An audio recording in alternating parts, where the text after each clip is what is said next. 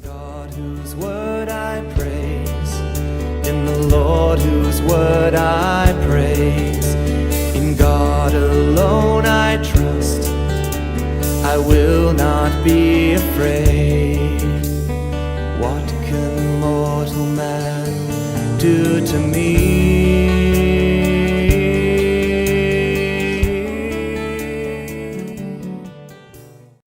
All right. Well, hello, everyone, and welcome back to Preterist Apologetics. My name is Don K. Preston. I'm the president of Preterist Research Institute. And just above me here is Mike Sullivan. And you'll probably notice that I'm in a completely different venue. I'm not in my office. And when I came on into the studio, Mike goes, "Where are you?" I happen to be in Duncan, Oklahoma, which is about 85 miles from Ardmore. And I'm at an automotive swap meet. As most of you who watch my morning musings know, I'm a gearhead, I'm a car nut, and I'm a picker. And so I love to go to the swap meets. I like to buy parts and resell them, and I like to look for cars to fix up and that type of thing. So this is a really good break from all of the intensity of my preparation for my debate with Chris Date, which, as it turns out, I didn't need to prepare that hard anyway. So, Yes. so anyway, it's good to be here this evening. Well, good to have you, even though you're somewhere else. And The wonders of technology, Mike. yeah. So just some thoughts on the debate off the top of my head. As I shared with you off air, you're just not having good providence when it comes to getting good quality debates on Donnie's show. Anthony Aquino I thought that was a train wreck on Anthony's part, just as far as debate in general. He had like one point that's all he talked about. Well, you can't reduce 1,000 years. And of course, you heard that in Chris's thing as well. But that's all Anthony had throughout. I don't know how long that debate was, but that was it. It was 3 hours. Wouldn't answer any of your arguments. And then we have Chris come on, and a lot of people who know him expected some things of him. And what disturbed me the most, Don, was he had a meme. Okay. Oh. This was a pre-prepared meme to a response to your affirmative arguments that he didn't know, but he had that as a response to your opening arguments. So that tells me right away, this guy was immature, he was childish, and he set in his heart and in his mind, I am not going to respond to the analogy of faith connected with the time text. I'm not going to go there. That was his word. Those were his words. Those were his words. And, all you did, I've got The Right Doctrine from the Wrong Text, essays on the use of the Old Testament and the New Testament, G.K. Beale. The Conversation of the Imagination, Paul as Interpreter of Israel Scriptured by Richard Hayes. And this is my favorite and one you use and pastors use all over America and the world, Chris. Commentary on the New Testament use of the Old Testament by G.K. Beale. Massive work, wonderful work. Now, there was nothing you did that was, I'm going to get this passage over here that's not related to passage over here. All of your passages were connected. If Paul is quoting Old Testament passages, it is exposition 101, hermeneutics 101, to find out where it's used in the Old Testament and to see what the author's relationship, what he's trying to develop of that Old Testament, which you were doing, which you were challenging him on, and he didn't want to go there. I mean, after all, you're just bringing passage after passage after passage after passage from here and there and everywhere. And that animation, and you and I said this just off of air, came directly from Sam Frost. And anyone who has watched Sam Frost, and my debate with him on the Chris Arnson show knows. I mean, there are some arguments that Chris Nate made that were almost verbatim out of Sam Frost narrative on the Chris Arnson show. Sam has schmooed so many people into thinking I am the guy. You have to come to me, and they've fallen for it, and they do, and this is what happens. That's exactly what happens. You know, when you have a man in a debate, just as you say, he had this pre-prepared meme, which had no significance, had no meaning, and most of all, no application to Right. anything that I said. It was not relevant to anything that I said. It was And insulting and immature, number one. And when I brought it up in the debate in the chat, I said, Donnie, he keeps posting this meme, and he said, oh, I don't see it. Well, Donnie, because you're so concerned about how much money you're getting in your super chat questions, that's all your eyes are looking at, and you're not moderating the debate. yeah. And that irritated me to no end. That and his constant interrupting and his hogging of the time was atrocious. And you were about as gentleman as could be. I mean, I was talking to Zach, and we both were like, we would have lost it on this guy. I mean, I don't know how you stayed cool, man. Well, you know, I watched the a review and comments by Zach. He did a fantastic review of it, and you know, he was saying what you just said. Yeah. The way Chris Nate acted, the way he spoke was really without excuse. He was condescending. He was arrogant. You could tell on many occasions, or at least I would say this. I felt this way, and boy, I have read a ton of comments in the post debate postings on Donnie's website, and person after person after person said he was purposely trying to provoke Don, Yeah. trying to get him to lose it. Yeah. Now, I pride myself, and I don't mean that arrogantly by any means, but it's been my experience down through the years that when you have a debate opponent who ignores everything, every exegetical argument that you offer, they ignore every syllogism that you offer, they ignore every substantive statement that you make, and they purposely use statements like, this is absurd, this is ridiculous. Yeah, they're trying to compensate for their lack of exegetical logical argumentation or lack thereof by getting animated and getting the listener like, ooh, he must be making a point because he's angry. Or Yeah. then after a while, you're like, no, he's just getting angry because he's got no arguments. Well, and that to me was very evident. I mean, I felt like, and of course, I had sent you a copy of my opening presentation. It's funny, by the way. It's not funny because as I was going through it, I was going, this was not my final presentation. For some reason, StreamYard did not draw up my final form, in which I had added, Isaiah chapter 27, which is a key text, obviously. And so I had to bring it up independently of my opening statement.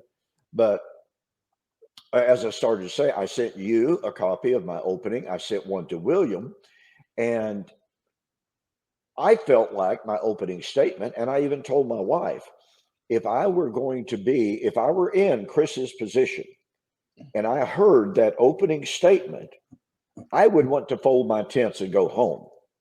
Yeah. Because it literally, in my estimation, left him without any response whatsoever. Yeah. So let's just look at this.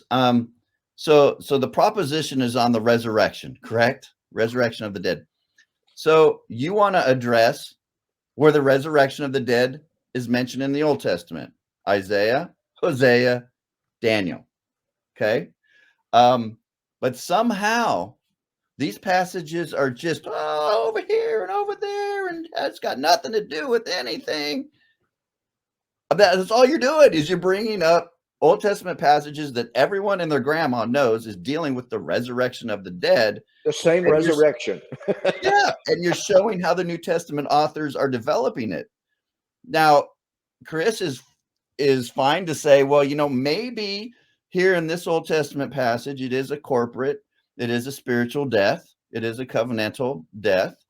But I think, based upon the context, the Greek or whatever, how Paul is using it, he's using it differently than this okay, Chris, now the burden of proof is upon you to show us why, because we make the harmony between the two a lot better than you do, and let us show you why. But Chris didn't even enter the debate intellectually, logically, exegetically at all on any of these points. Well, and we can go through them here, and we can go through them in a little bit more fuller detail. But I'll just very quickly list for those who are watching and listening. I developed Isaiah 25, Isaiah 26, and I mentioned after my opening presentation, Isaiah 27, Daniel chapter 12, Hosea chapter 13. And I made the point no less than 13 times in response to Chris's claim that, oh, these are all unrelated. They're just unrelated. And I pointed out, again, no less than 3 times, every single one of those texts mentions death, and they identify the death that is the subject, and it's not biological death. Number 2, they mention the Great Tribulation. And number 3, the salvation of Israel. And number 4, every single one of them posit those events at the time of the destruction of Jerusalem in AD 70. And yet Chris literally, now folks, we're not exaggerating. If you haven't watched the debate, I encourage you to do so. Chris never went a single time to Isaiah 25, Isaiah 26, Daniel 12, Hosea 13, not to one single one of them, like Mike was saying. He didn't go there and say, now, I can understand where Don would make this application, but here's where the application is wrong.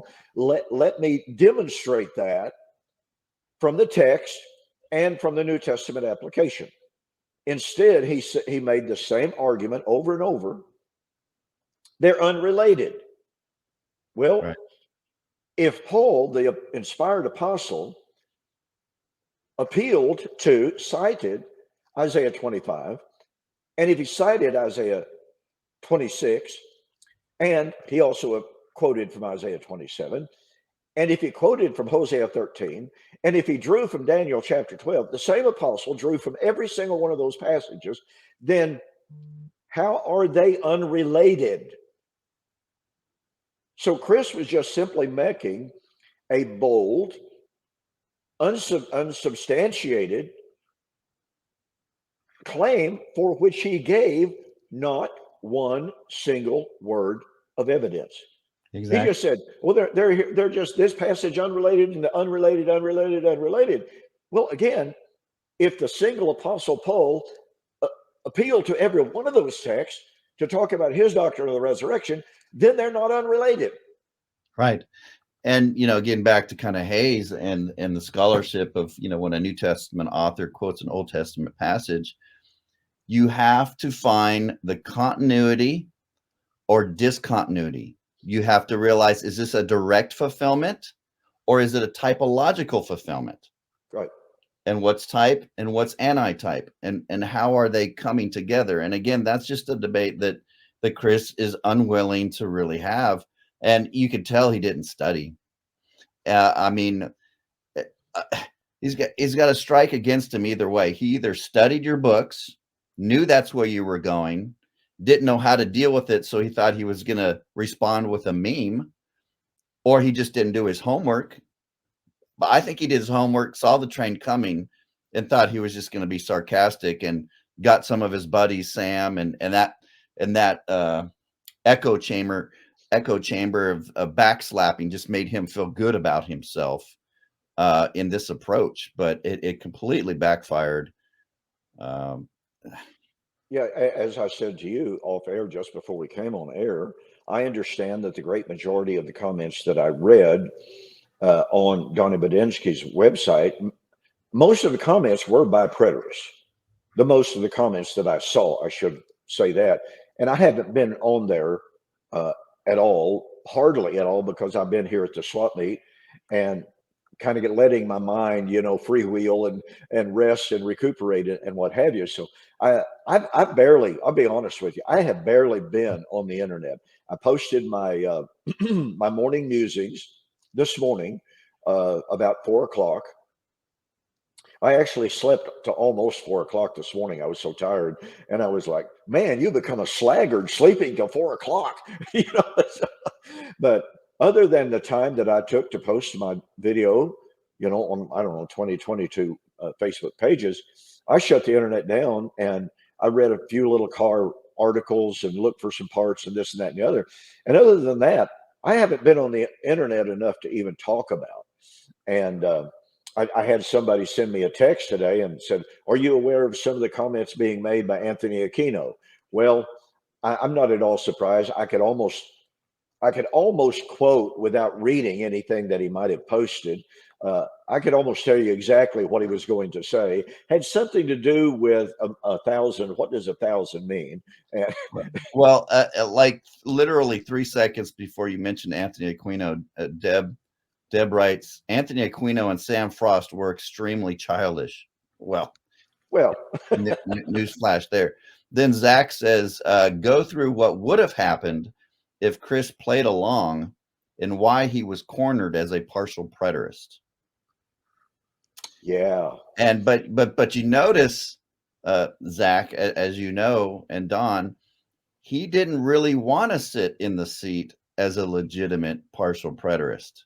Because here, let me read this from Gentry, because actually, this is a really good segue into what I thought of Chris's approach was. My debate opponent in this book was Keith Matheson, who is a legitimate partial preterist, okay?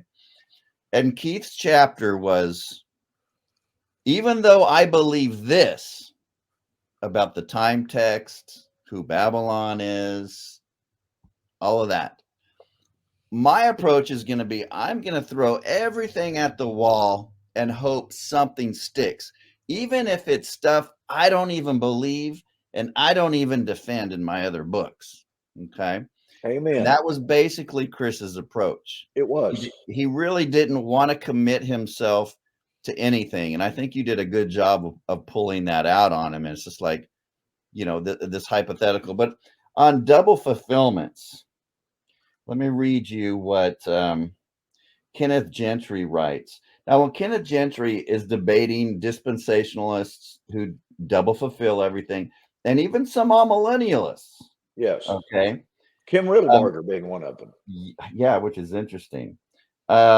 This is what Gentry says about double fulfillments when he's debating other people in the book of Revelation. He says, it's pure theological assertion that has, quote unquote, no exegetical warrant. Now, to show you how these guys deviate from their stated view, just like Don said, if you were debating a dispensationalist and he started double fulfilling everything, Chris, you would get irate and you would just call foul and you would say this is a joke, right? Well, Gentry says that, but when you were interacting with him at the Criswell conference on the millennium, I got up and asked a question and said, basically, well, now that you're taking Daniel 12, the resurrection of Daniel 12 as fulfilled in AD 70, and in his Facebook post, he said it has nothing to do with a physical, biological resurrection. Right. Gentry changed course and said, well, there's a spiritual fulfillment in AD 70 of the resurrection, but there will be an ultimate physical resurrection. Man. hang on just a second. Okay. Yeah. Can you turn the lights back on, please? Yeah, I'm doing a radio program. Thank you. So that's a clear example of, I'm going to debate this way when I'm debating a futurist, but if I'm debating a preterist, I'm going to get rid of all of my arguments, my hermeneutical approach. And to me, that is like super telling. Well, it's extremely revealing. And I had the following comment on the tip of my tongue, and then something that Chris said tripped me over into saying something else. But I had on the tip of my tongue, the dispensationalists are absolutely falling in love with Chris Date tonight. And that is absolutely true. And Chris Date knows it, because Chris Date, number one, tells us in the debate with me, well, statements are just really, really difficult. They're hard to understand. Now, nature statements are, oh boy, they're easy. They're simple. But time statements are really difficult. You have to labor, you have to struggle to understand what the time statements mean. And then, well, yeah, AD 70 was typological. Well, guess what? Those are dispensational arguments. Dispensationalists, and of course, if you remember, Mike, after he had gone over dual fulfillment, I challenged him and I got not one single word of response. Well, if you're going to argue for double fulfillment, what about triple? What about quadruple? How many fulfillments might there possibly be? Right. And of course, he didn't want to touch that with a 10-foot pole. And of course, there's another element of this, and I developed this in my book on Daniel 12, as well as in my book, We Shall Meet Him in the Air, the Wedding of the King of Kings, is that when you talk about and with partial preterists, what do? Well, you have not Kim Riddlebarger, but Jim Jordan, very noted Reformed amillennialist. He says it is perversity. That's his word, to suggest that there will yet be another great tribulation. Mm-hmm. Jesus is very clear. It was in the first century. Yeah. Well, so and here you have same with Gentry. Absolutely. So here you have two leading partial preterists. And yet, what does Chris Date say? I don't have a problem in the world saying that there might be another yet future great tribulation. Yeah. And who knows what else? And I didn't have time to develop this. As you well know, Mike, there's never, ever, ever enough time in a debate to say everything you want to say and everything that you need to say. But when he was talking about the dual fulfillment, I'm off to the side and I'm thinking, okay, let's see how far he'll carry this. Because in Revelation 21, what do we have? We have a wedding. Well, was that in AD 70? Like Kenneth Gentry in his massive two-volume book will argue, and in his book, Navigating the Book of Revelation, Kenneth Gentry says, despite initial appearances, Revelation 21 and 22 are not about the consummated, the climax of history. It all came to pass in AD 70, and the old covenant bride was fully supplanted by the new covenant bride in AD 70. Well, I wonder why Chris Date wouldn't take the same position. He argued himself into that corner. Yeah. He sees. So would he argue? Yeah, would he argue like Kenneth Gentry? Well, on the topic of double fulfillment, I don't know if you saw Doug Wilson's latest thing. Okay, yeah. Well, when pressed on 2 Peter 3 and Revelation 21 and 22, Doug was claiming that, well, maybe there is a double fulfillment of the new creation. And yet that's not what he says in his commentary on the book of Revelation. It absolutely at all is on the not. New creation. And if you read John Lightfoot and you read John Owen on 2 Peter 3, I capitalize it, I bold it, I underline it when I quote it.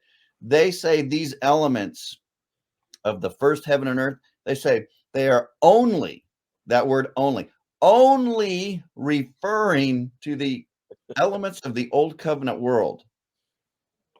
they're not typological of anything else. There's not a double fulfillment of this kind of element with a different kind of element.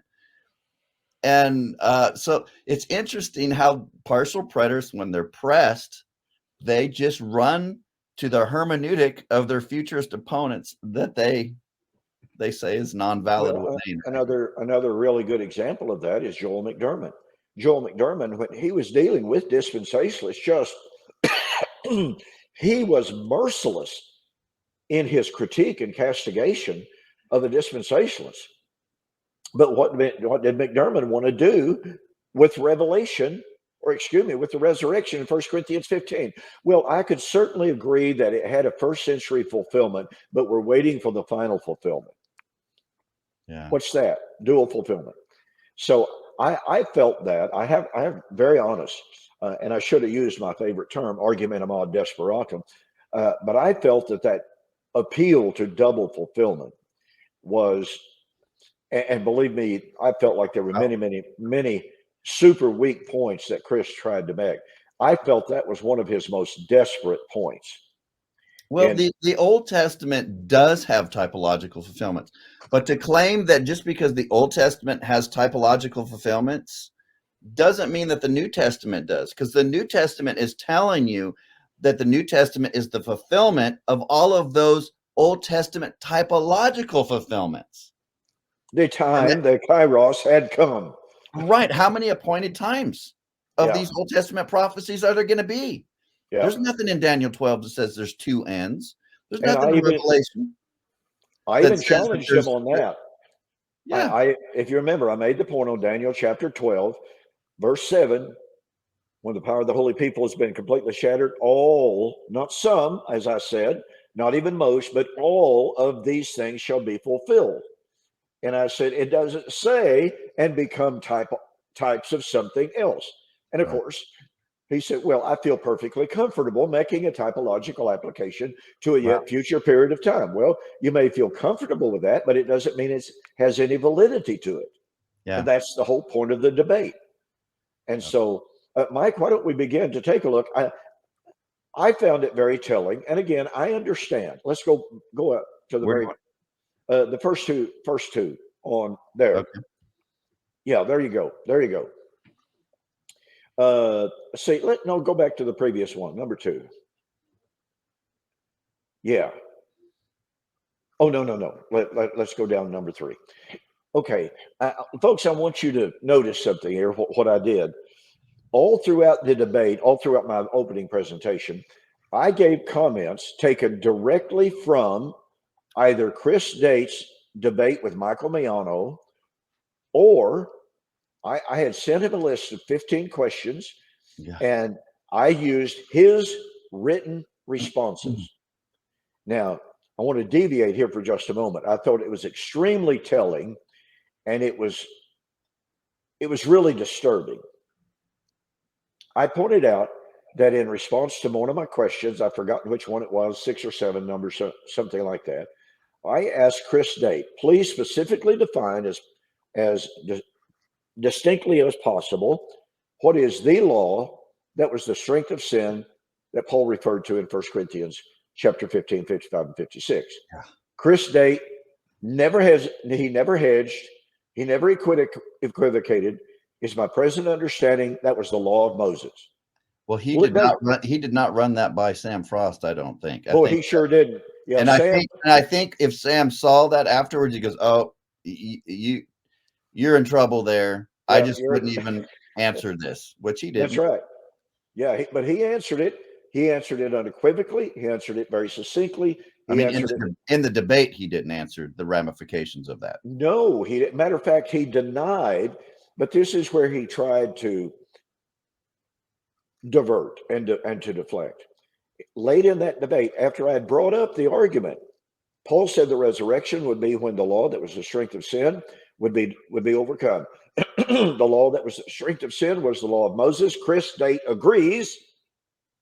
Therefore, the resurrection would be at the end of the law of Moses.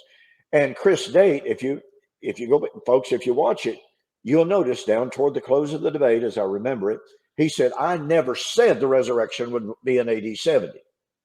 I never said that he did. Right. You see, he's deflecting and trying to implicitly say that I was misrepresenting him. Right. Right. All that I did was to say the resurrection would be at the end of the law that was the strength of sin.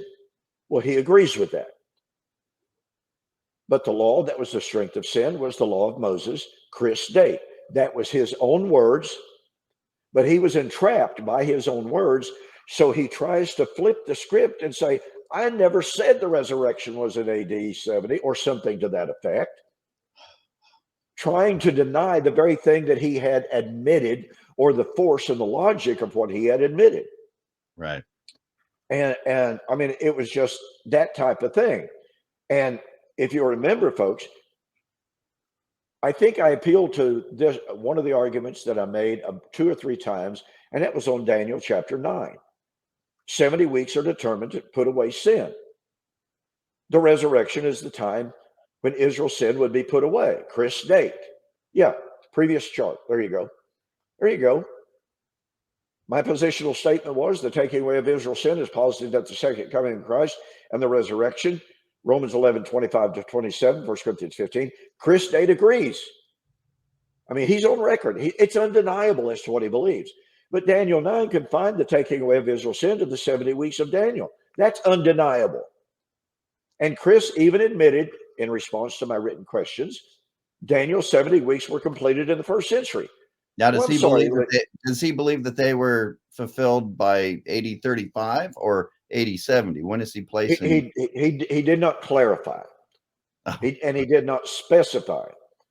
Gotcha. Really doesn't matter. And of course, if he took the 33 to 35 position of the end of the 70 weeks, then you've got the putting away of Israel's sin by that time. And yet Paul, writing in 57 AD in Romans chapter 11, is still taking or looking forward to the taking away of their sin at the coming of the Lord. So, you know, the AD 33 to 35 posit just simply will not work. And you have the revelatory gifts that are supposed to form the New Testament as ceasing before the New Testament documents are being written. So yeah, exactly. Which, by the way, as a diversion here, not a diversion, but a slight caveat, Kenneth Gentry, when interacting with Gruden, made the comment in a footnote, it may very well be that seal up vision and prophecy is the cessation of prophecy. Okay, and the fulfillment of prophecy. Well, I'm pretty sure he saw the train coming after that because that locked him into, instead of being an AD 70 preterist, it locked him into becoming an AD 33 preterist. And so in his later writings, he recanted very subtly, but he recanted that. But anyway, go back up to the charts. I want to show everyone what previous charts. That's number, what was it? Yeah. Okay. I made point of this twice. I didn't get one single word. And, you know, I like to watch my opponent's faces when I make points. He didn't know what to do with this. And that's why he did the Passover on it. Right. So the resurrection is at the coming of the Lord for the salvation of Israel. Scripture is clear on that. And Chris Date agrees. That is his stated position repeatedly. Okay. But that coming of the Lord for the salvation of Israel would be in fulfillment of God's covenant with Israel. Isaiah 59, Romans 11, 27, which quotes Isaiah 59, in which Paul, speaking of the coming of the Lord for the salvation of Israel, it would be, quote, this is my covenant with them when I take away their sin, unquote. Well, okay, if the coming of the Lord for the salvation of Israel would be in fulfillment of God's covenant with Israel, then that covenant with Israel stands valid until that coming of the Lord for the salvation of Israel. It's undeniable, it's unequivocal, and it's irrefutable. So that raised the question, does Chris Date believe that God has one covenant for Old Covenant Israel, still in effect, still binding, and another covenant for the church? Now, we saw a weak spot here when Chris was moderating the debate between Steve Gregg and Michael Brown, where he was saying, oh, but Michael Brown, I agree with you over here on national Israel. Yeah. And oh, Steve, I kind of agree with you over here. But what he was agreeing with Michael Brown was curious, claiming to be an all-millennialist. And I could tell that was going to be a problem for him. And when I saw your opening here, I'm like, he's probably not, he is not equipped to deal with it because he's never thought of it. Within futurism, you don't have to think about this. Right. Because you can do that. Well, I kind of agree with the premillennialists here, and I kind of, but you're not forced to really look at the logic of when the covenant ends, and if there are two covenant peoples, it just doesn't register. And look, I can empathize with that to a certain extent because, like I was raised, I've said many times, I was raised a fifth generation all-millennialist. I never saw the connection between God's covenant with Israel and eschatology. It was just like, it wasn't even until you wanted to debate a premillennialist and started looking at Romans 11. Yeah, exactly. Then you began thinking about it, going, "Uh-oh." Well, you are exactly right. It's like, uh-oh, I got a problem here. I got to figure this out. And see, that's what it goes back to, that saying, iron sharpens steel, right?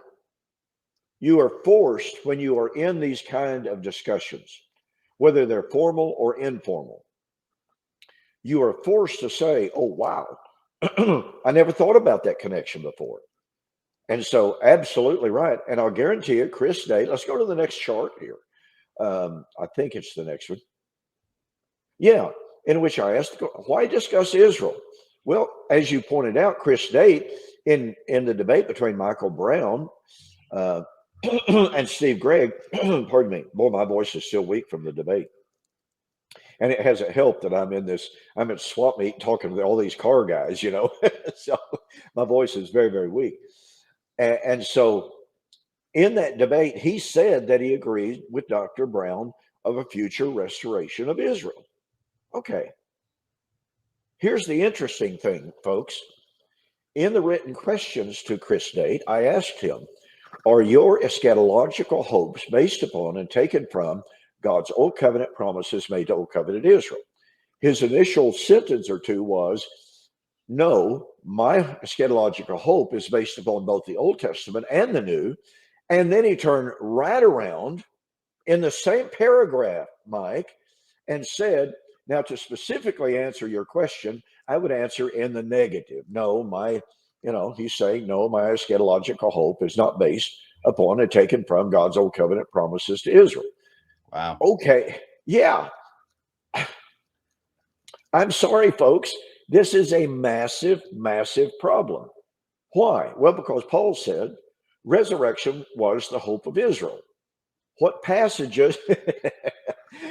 Look, I remember struggling with this years and years and years ago. And a real quick anecdote. I don't want to take up too much time. In one of my very first debates as a full preterist, I asked my Church of Christ opponent, are your eschatological hopes based upon the yet future fulfillment of God's Old Covenant promises made to Old Covenant Israel? Now, you have to remember, folks, that in the churches of Christ, one of the most fundamental doctrines is God was through with Old Covenant Israel at the cross. God took the Old Covenant away at the cross. So I handed the written questions to my opponent. He was supposed to hand them back before I got up to make my first presentation, and he didn't do it. And I sent William over to his table.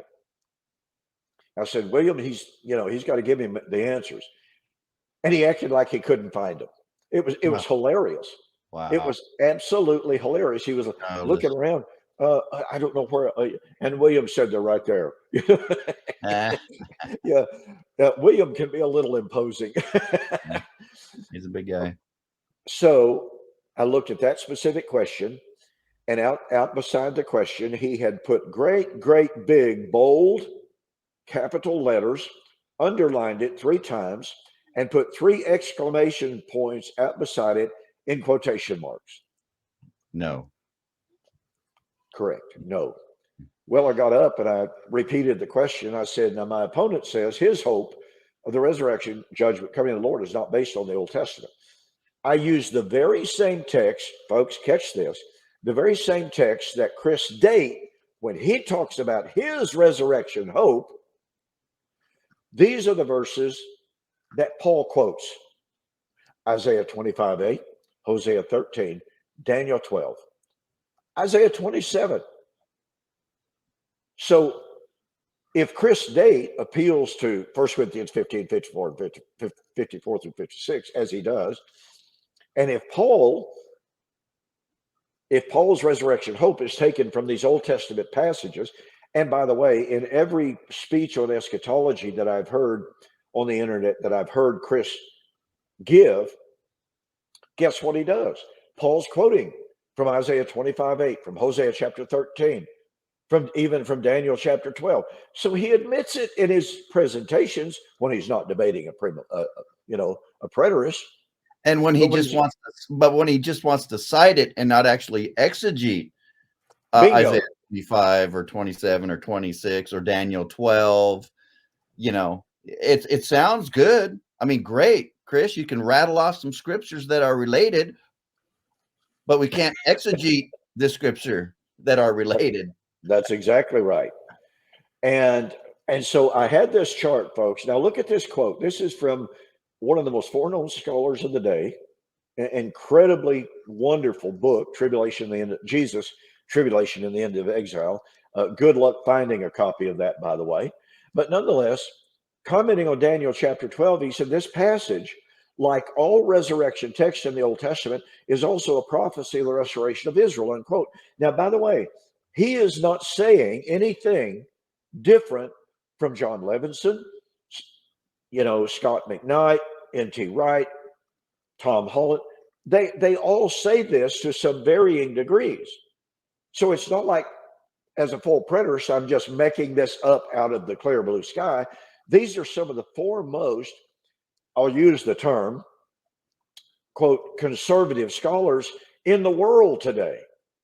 And yet they're recognizing that every single one of these Old Testament prophecies was initially a prophecy of the restoration of corporate Israel out of sin debt, out of exile, out of separation from God. And it was a promise of the restoration to the presence of God. In other words, to the land would be a resurrection. Exactly. So you guys did get into Hebrews a little bit, but of course, everything that's better or true in Hebrews is always spiritual. Absolutely. It's related to the new covenant every single time, without exception. So now once we get into Hebrews 11:39 and that whole chapter, somehow the better resurrection, Chris has a better physical resurrection. Exactly. And now to your point here, then we have to go to Hebrews 13:14, which I think it's the Smith's literal translation that translates mellow there as about to be. We don't have a city here that is eternal or enduring, but we look to the one that is about to come. I believe Scott McKnight renders it as about to come, does he not? I don't know, but either way, when we're talking about restoration of a city, and of course Hebrews talks about a better land, a heavenly land as spiritual. So we got a spiritual land, we have a spiritual city connected to the time statements that are inseparably connected to the better resurrection, as this quote here is pointing out. Yes. Restoration of the land and coming back into the land. You cannot separate that, just like you can't separate the tribulation from the time of the resurrection. And so when you're making these inseparable connections, all he's going to do is mock you as doing this and that, but you're making the legitimate connections. Yeah, and I thought it was very telling. And again, I was trying to watch the body language, and I thought it was very telling. He did his best to deflect from it, but when he appealed to Hebrews chapter 11 and said, well, women receive their dead back, and they look for a better resurrection. And I made the point, yeah, they were looking for something better than physical resurrection. Right. That's what I was like, dude. He says, see, he gets all into the Greek here, physical resurrection. But Chris, he's not talking about that now. He's talking about something that's better. Right. And he literally did the Passover on it. He tried to mock it a little bit, but he basically did the Passover on it. He had no response to that. And to me, it's so clear in Hebrews chapter 11, 36 and following, that the better resurrection is absolutely better than receiving someone back from the dead, physical death. And of course, his attempt at that was saying, well, yeah, but they received their loved ones back from physical death only to die again. But now they're looking for the better resurrection in which they won't die physically again. Well, that sounds good, but he has to prove it. Right. And there's nothing in the text that indicates that. And as you, at the point that you were making there, the point of fact is everything in Hebrews chapter 11 is the better things, including the better resurrection, is spiritual. It's not physical, it's spiritual. Yeah, it's like to be consistent with Chris's mentality there, he would have to say everything else that's better in Hebrews is half physical, half spiritual. So we look forward to a better temple that's going to be kind of physical, kind of spiritual, because that's how he's interpreting a better resurrection. It's we've got our physical body back, but we also are filled with the Spirit, and it's kind of a spiritual, physical body. But the author of Hebrews knows nothing of that. Nothing. Oh, I've just got to bring this up. Both in his debate with Michael Miano, and he wrote a paper on resurrection being physical yet spiritual. And I've got to tell you, I just thought to myself, he has destroyed himself. Here's what he said in regard to the Greek word pasukikos. And in 1 Corinthians 15, verse 44, Paul says it, which is, quote, the body, it is the soma, is sown a natural body, pasukikos. It, the body, is raised a spiritual, pneuma. Well, here's what Chris says about the word pasukikos and pneuma. These words seldom, if ever, refer to any biological substance. They have nothing to do with somatic substance. They have to do with a way of life characterized by rebellion against God. Now, that's not a quote, but that's the gist of what he was trying to say. So the natural man is unregenerate man, unconverted man. Yeah, and he even said guilty of sins like gluttony, and I was like, okay, I'm not going to go there, but that's how he defined. Am I not right? That's how he defined. That's how he defined the natural man. That's exactly right. But they're kind of stuck, aren't they? Because we've pressed this whole natural spiritual in 1 Corinthians 15. So now they don't really know what to do. So they're trying to I agree with you that natural doesn't necessarily have to be physical, and spiritual doesn't have to be totally spiritual. It can be kind of physical. And it's like, you have no idea what they're trying to say. No, I mean, it really is a word salad.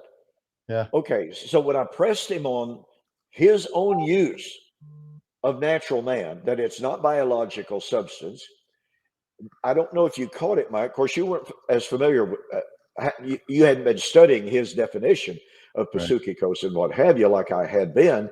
So on the one hand, he was absolutely denying that pasukikos referred to a biological body. It was not a body. Well, when I pointed out, since it's not a biological body, here is Paul saying, well, it is a body. It's somebody. And it's going into the ground. And here you say it's a body going into the ground. That's right. You got something that's not even a body, according to him. And yet Paul says it, which is the body, going into the ground. And I pointed out, well, okay, wait a minute. The natural man, and this is straight from Chris Day, and it's straight from Paul. Natural man cannot receive the things of God, for their foolishness to him, neither can he receive them. Okay, Paul said the natural man goes into the ground, is sown. That's physical death, physical burial, according to Chris Day. It is raised a spiritual man. So the question that I posed to Chris and the argument that I posed in the debate, folks, and I raised it twice. Okay. Now, time was pressing. You may not have caught it. But I said, how does the reprobate man, how does the unregenerate man get regenerated in the dirt? Because it's sown natural, it's raised spiritual. Spiritual, right? I don't know if you noticed the 180-degree change. That, I mean, this was basically a debate conversion. And I'm sitting there going, holy cow, I don't have time to respond to that. He said, the difference, Don, is that in 1 Corinthians 15:44, it's the body. What? After telling us in his article it's not a body, Right. after in his debate with Michael saying the natural man is not the body, now in his debate with me when he's trapped by it, oh, it's the body, Don. That's a body in 1 Corinthians 15:44. Well, what kind of body is it? Well, then it comes out of spiritual body. If the natural is physical and it's the physical body, then what's the spiritual body then, Chris? Yeah. Yeah. But yeah, we do have someone here that has quoted Chris. This is what Chris has said. He says, I don't think I was as well prepared for today's debate as I should have been. And I'm not satisfied by my answers to some of Don's questions. I pray for forgiveness from God and his people. Thankfully, I think my opening case emerged unscathed. All it was Roman Catholic. I want to get into that because I would have answered his argument much differently than you did. But he says, thankfully, my opening case emerged unscathed. We can indeed expect to rise back physically to life in the future forever. Okay, well, you just assumed what you didn't prove, but at least I think he's seen a lot of people are calling him out on the carpet like, dude, it's just clear as day. You did not answer this man's affirmatives. Yep. And you had a meme to do it. Exactly right. So you want to finish your thought before I hope I didn't interrupt you, but. Well, my point is that he did a 180 change on the significance, on the definition of natural versus spiritual. In the first place, and listen, in the article, and I have it laying on my desk at the house, no less than 3 straight times, he said psuchikos and pneumatikos, and I can't hardly pronounce pneumakos. But anyway, 3 times, and it may be actually 4, he says these words are not related to biological substance. They're not related to a physical body. They're talking about the man in relation to God. Well, how are you, Chris Date, in your paradigm going to divide them then? Right. I mean, he's got a really serious problem here. Yeah. And when he said, Don, the difference in 1 Corinthians 54 is talking about the body. That's a recantation of everything that he said in his debate with Michael Miano and that he said in his article.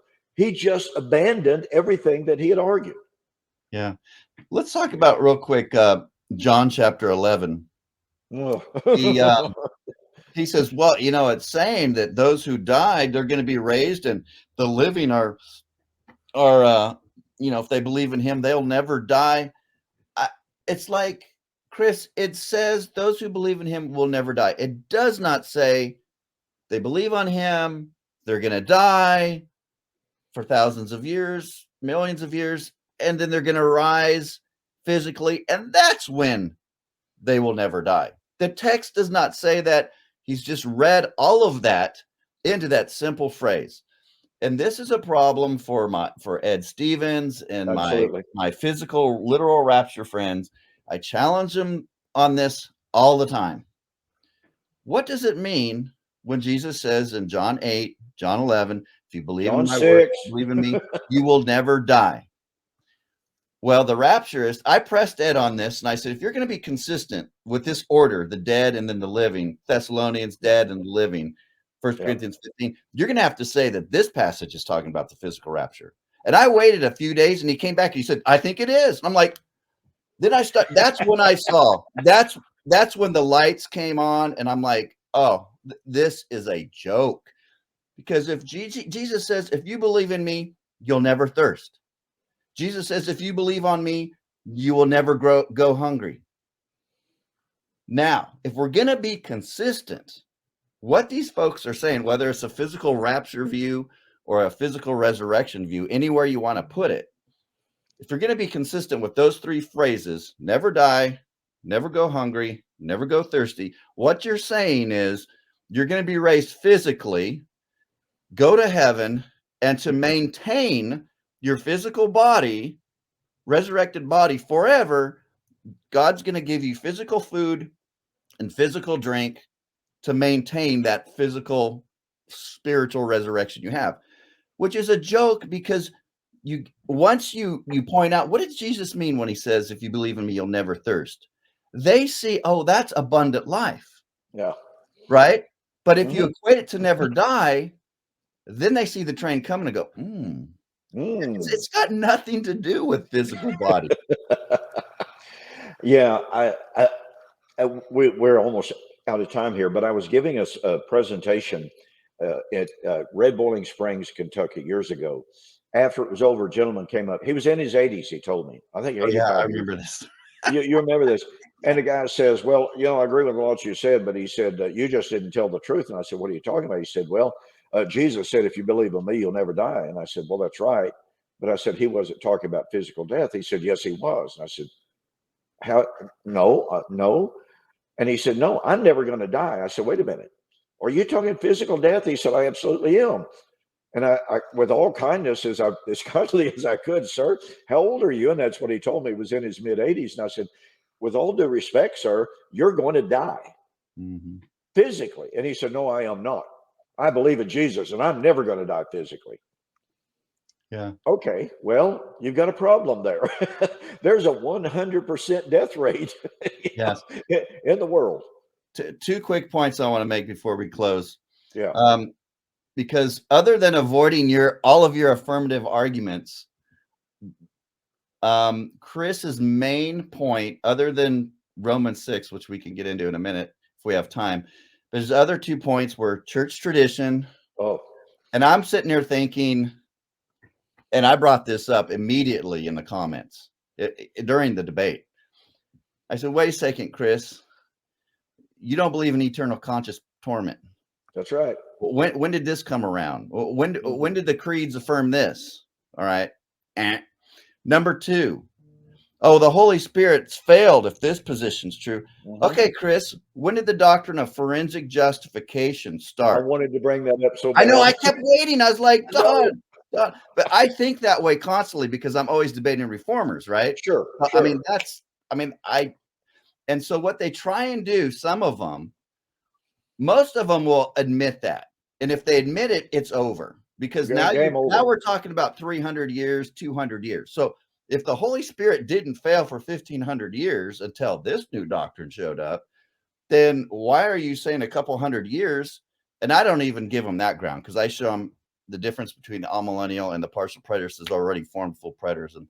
But granted, if that's true, then how do you square it with this? And they can't. Now, some of them will say, well, some of these early church fathers kind of had a little bit here and there of the doctrine of forensic justification.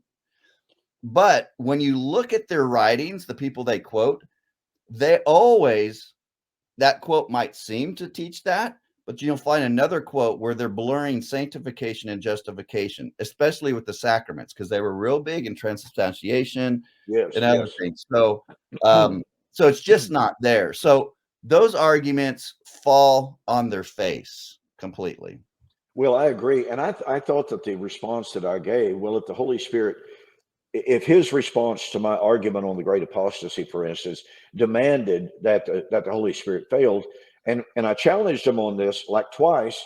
Well, if that's true, then did the Holy Spirit fail at the church at Corinth?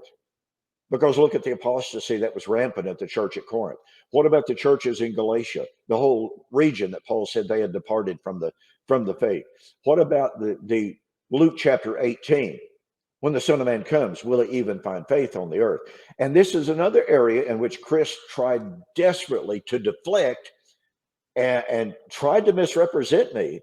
He said, well, it doesn't say every single person. I never claimed Yeah, every single I know. person. I caught that too. Yeah, I said it says the majority. I never said every person.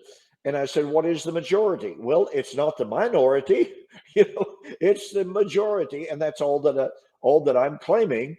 And if you'll notice, he accused me of boy, he really seemed to get upset about Luke chapter 18. But I said, if Chris takes Luke chapter 18 as predictive of the second coming of Christ, I never said that. I never said that. I said, Chris, I said, if you take it that way, Right. Yeah. then what does that mean? It means that at the time of the second coming, the apostasy would be so massive that Jesus said, when the Son of Man comes, will he even find faith? Well, it's therefore, and time got away from me. If it's true concerning the second coming, it would also be true of AD 70. Yes. An apostasy so big that Jesus had to ponder, would anyone be left? And that brings that question up. Okay, in what way did the Holy Spirit fail then, whether it's in AD 70 or if you're going to posit these passages at the future time? Are you going to admit, oh, well, my position demands that the Holy Spirit fails so radically that Jesus would say, well, I don't even know if there'll be anybody of faith alive when I come. Yeah. And it doesn't matter if tomorrow we find some scroll in a cave of some early church Christians that said the second coming happened when the temple fell. Use those exact words. All these guys would do is they'd go, oh no, and then they would go, well, I guess hyperpreterism started a little bit earlier in church history than we think. Like, or make this like the end all argument, and yet it's really. Or they would come up and say, well, yeah, but we don't know who that was. They have no credibility. Right. And by the way, they're violating the patristics and the creeds. So therefore, we can't accept their testimony. Yeah, exactly. Okay, so we're running out of time, but Romans 6, that was his that was his big thing, other than it's not found in church history. That he thought he had something there that was a bone he wasn't going to let go. Folks, all you have to do is read Romans 6, 4 through 10. Christ died once to sin. And just like Don said, if physical resurrection is there, it's in the background because it's not how he's applying it to the Roman believers. He's saying that their likeness related to Christ's death on the cross had to do with them being united to Christ, who died to sin. And therefore, their resurrection likeness to Christ has to do with Christ being in the Father's presence. Resurrection from death, presence to God. Resurrection. That's the life, that's the death and the life that is being talked about in Romans chapter 6. And he literally would not touch what I pointed out. If the likeness of his resurrection, his physical resurrection, then buried with him in the likeness of his death, demands physical death. Yeah. He wouldn't touch it. Paul doesn't say eventually it's going to be applied to the physical. You see how many things you have to read into the text. Everything. Everything. You've got to read everything into it. Yeah. Hey, man, we're out of time. Yeah. Well, is Jan around? Are you going to get something to eat? I'm going to go get something to eat. She didn't feel like coming. And so I'm on my own. And there is a wonderful, wonderful restaurant here in Duncan, Oklahoma called Wright's. It's on the other side of town, but Duncan's this big, so it's not a big deal. And so they have a smorgasbord, sort of kind of a bar that goes along with your meal when you order a steak or any of their main entrees. And I mean, they have boiled cabbage, they have homegrown green beans, they have brown beans. I mean, a guy could OD just on their little bar. And then when you add that to their roast beef is to die for. And I mean, they just heap it up on the plate, So. Well, good. You tear it up, Tiger. Go get you some good food. And I feel bad for you that it didn't go well, but because it didn't go well, it did go well. That's exactly right. That's how you have to look at it. I have to tell you, I'm extremely pleased and humbled by so many comments, and you know that I pride myself on trying to be a gentleman in the debates. That's kind of a trademark, and Zach Davis commented on it in his review, and so many others of the ones that I read commented on that. I I'm a firm believer in being what Paul said in 2 Timothy chapter 2, 24 and following. The child of God must not strive, but be gentle toward all men, and gentleness in treating them, et cetera, et cetera. And there has never been a debate in which I have lost my cool, in which I have called my opponent names, in which I've tried to insult them. Now, debate is a time, at times, for some very plain speech, but never in rancor, never in anger. And so it's always gratifying to me and humbling when even the opponents, even those who side with the other guy, come back and say, well, I might not agree with Preston, but he's a true gentleman, etc. And Mike, I don't know if you saw the comments or not. There were at least 2 comments by people who believe like Chris, but they said, Chris Date lost this debate hands down. Yeah. That's pretty telling. Pretty telling. Well, I've never seen a debate that you haven't won hands down, my friend. All right. Well, we will see you next week. And I don't know if we finished this review. If not, we will get back into Deuteronomy 32. So yeah, we'll have to talk about, see what we want to do next week. All right, man. All right. Good night, my friend. Thank you, everybody.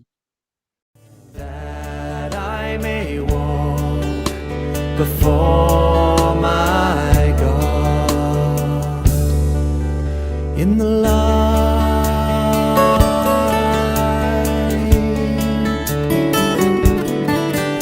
in the light,